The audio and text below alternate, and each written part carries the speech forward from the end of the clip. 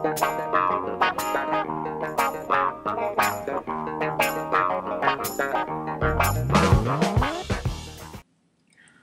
Desirous. Thank you so much for your email and, more importantly, your bravery for being the first one to send me a question here on my column, MP4 Love on Blast Magazine. So, a couple things. I'm really glad that you took some time after your divorce to be single. Ideally, you would have spent that time becoming more self-aware and really more clear about what your wants and needs in a partner are. Seems to me from your email that you submitted, and again, it's always hard to gauge a person's life through a short email, short letter, but it seems to me that from what you wrote, you're mostly an alpha female. So even though you may think you fit best with an alpha male, I'd really advise you to keep looking for a man with more beta qualities. So let me put it to you in these terms.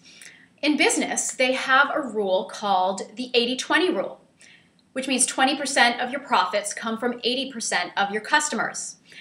I'd like to introduce my own 80-20 rule into the world of dating and relationships. So people out there, experts, dating coaches, and whatnot, they say that an alpha woman is better off with a beta man. But there's really no shades of gray within that description or within that explanation, because what if a woman has a mix of alpha and beta qualities and is therefore really best complemented by a man with a mix of alpha and beta qualities as well? Which brings me to my 80-20 rule when applied to the dating and relationship world. Here's what you need to do.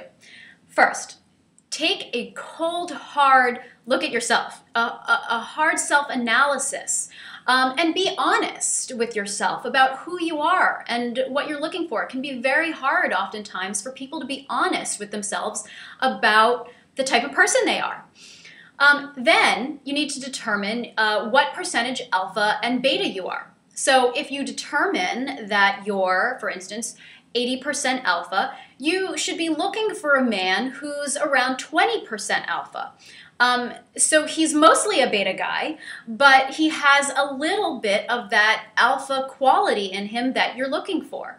So you see the equation goes 80/20 times 20/80 equals one whole love. Isn't that nice?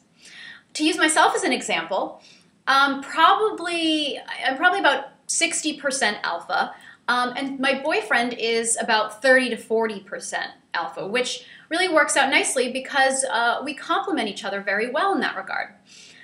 Now, I once tried to date a man who was about 90% alpha, just really in control, in charge, aggressive guy, which many women are attracted to, but when it came to me, well, you can guess how things turned out, not so good.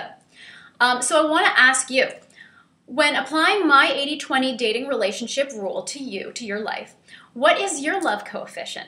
Remember, you have to be truly honest with yourself. You say you want an alpha male, but do you really think you'd get along with someone like this when push comes to shove? So obviously, I'm oversimplifying things here. I understand that, and I recognize that.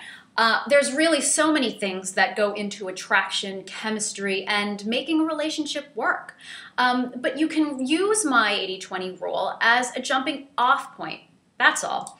So, Desirous, I hope you find yourself a lovely man. You deserve it. Keep me posted, and good luck. Okay, so, Blast readers. It's always great to get a mix of perspectives on these types of issues. Those are my thoughts for Desirous, but I really want to open up the comments section to you, Blast readers. Tell me and Desirous what you think. She needs help. All right, until next time.